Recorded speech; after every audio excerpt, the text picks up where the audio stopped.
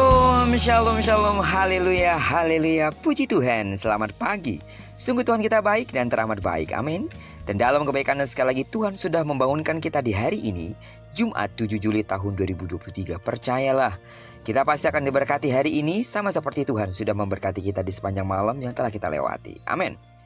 Baiklah, seperti biasa sebelum kita lebih jauh melakukan semua aktivitas kita, mari kita landasi hidup kita dengan mendengarkan firman Tuhan dari pembacaan Alkitab satu hari satu pasal.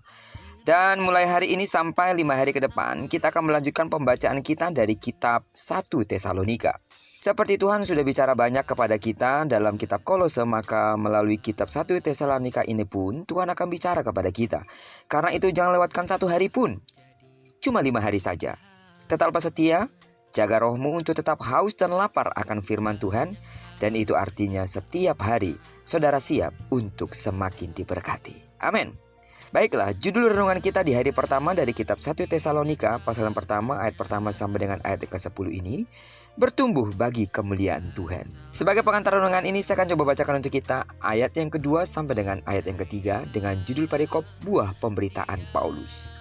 Kami selalu mengucap syukur kepada Allah karena kamu semua dan menyebut kamu dalam doa kami. Sebab kami selalu mengingat pekerjaan imanmu, usaha kasihmu, dan ketekunan pengharapanmu kepada Tuhan kita Yesus Kristus di hadapan Allah dan Bapa kita. Rasul Paulus memulai suratnya dengan sangat bangga memberitahukan tentang apa yang didengar dan disaksikannya dari jemaat di Tesalonika. Jemaat yang bukan hanya berakar tetapi juga bertumbuh dan berbuah luar biasa. Ia bersyukur kepada Allah dan ia selalu menyebut mereka dalam doanya. Mengapa Paulus berbuat demikian? Sebab jemaat di Tesalonika telah menjadi jemaat yang sehat, menjadi jemaat yang bertumbuh.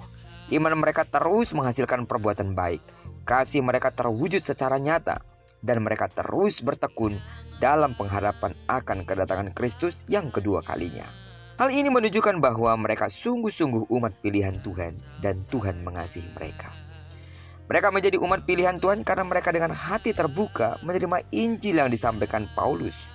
Bukan dengan kata-kata hikmat, bukan dengan kata-kata kefasikan, kecakapan, kemampuan, dan karisma seseorang. Tetapi semua dilakukan oleh Rasul Paulus karena kuasa Roh Kudus yang turut bekerja di dalam hati para pendengar. Dalam hal ini seluruh sidang jemaat Tuhan yang ada di Tesalonika. Dan luar biasanya atas pemberitaan firman itu jemaat di Tesalonika memberikan respon yang sangat baik. Mereka menerima Injil dengan sukacita meskipun mereka dalam penindasan yang berat. Dan ternyata benar bahwa Injil tidak hanya mengubah hidup mereka dari penyembah berhala menjadi pelayan Allah yang hidup dan benar, melainkan membuat mereka menjadi jemaat yang taat, bertumbuh dan berbuah, penuh kasih, penuh pengharapan akan kedatangan Kristus kembali. Dan hal-hal ini telah menjadi teladan dan kesaksian bagi jemaat-jemaat lain di sekitar mereka. Sehingga di mana-mana orang-orang membicarakan tentang iman dan perbuatan mereka dalam menyambut Tuhan Yesus.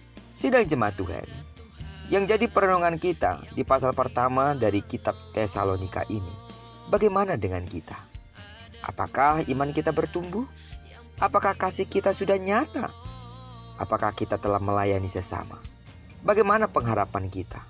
Teguhkah kita berharap kepada Tuhan dan berharap atas kedatangannya yang kedua kali? Dan bagaimana hidup kita? Apakah kita telah menghasilkan buah yang menjadi berkat bagi sesama? Doaku, semua pertanyaan ini seluruh sidang jemaat Tuhan bisa jawab dengan sangat baik dan berkata, aku bertumbuh dalam kasih. Amin. Aku bertumbuh dalam melayani sesama. Aku terus berharap kepada Tuhan dan berharap akan kedatangannya kali kedua.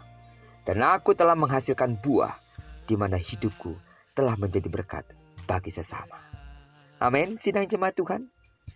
Marilah kita menjadi umat pilihan yang demikian, agar melalui kehadiran kita, orang lain senantiasa bersyukur kepada Allah dan mendapatkan berkat yang tak terkira.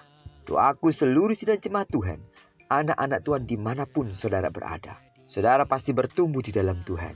Kasih-Mu nyata bagi sesama dan pengharapan-Mu tidak akan pernah lekang dari Kristus. Terpujilah nama Tuhan.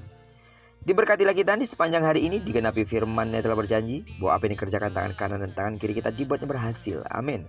Kemanapun kaki kanan dan kaki kiri kita melangkah, karena kita telah menyerahkan diri kita sepenuhnya ke dalam tangan perlindungan Tuhan. Di sana pasti kemuliaan Tuhan akan dinyatakan. Jika bersatu musuh datang menyerang engkau, tapi karena kekuatan Allah ada padamu. Sekali lagi, pagar perlindungannya berlaku atas hidupmu, maka musuhmu akan lalu daripadamu.